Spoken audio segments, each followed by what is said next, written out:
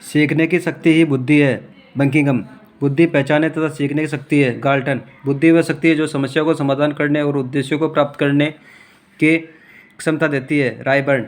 बुद्धि अमूर्त विचारों के बारे में सोचने की योग्यता है, टर्मन। बुद्धि कार्य करने की एक विधि है, वुडवर्थ। सत्य या तथ्य के दृष्टिकोण से उत्तम प्रतिक्रिया की शक्ति बुद्धि है, थॉर्नडाइक। बुद्धि ज्ञान का अर्जन करने की क्षमता है, वुड्रो। नवीन परिस्थितियों को झेलने की मस्तिष्क की नम्रता बुद्धि है, मन। बुद्धि अच्छी तरह निर्णय करने, समझने एवं तर्क करने की योग्यता है, Burt.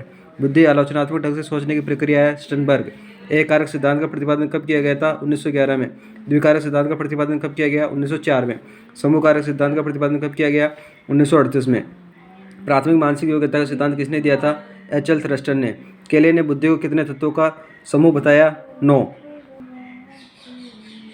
Cross road in the mind of man किसकी पुस्तक है? केले की।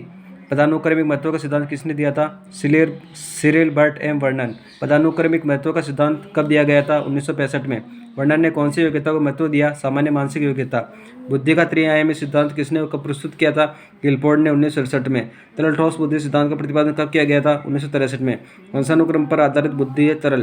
तरल बुद्धि का अधिकतर विकास हो जाता है किशोर अवस्था में। ठोस बुद्धि का संबंध होता है वातावरण से।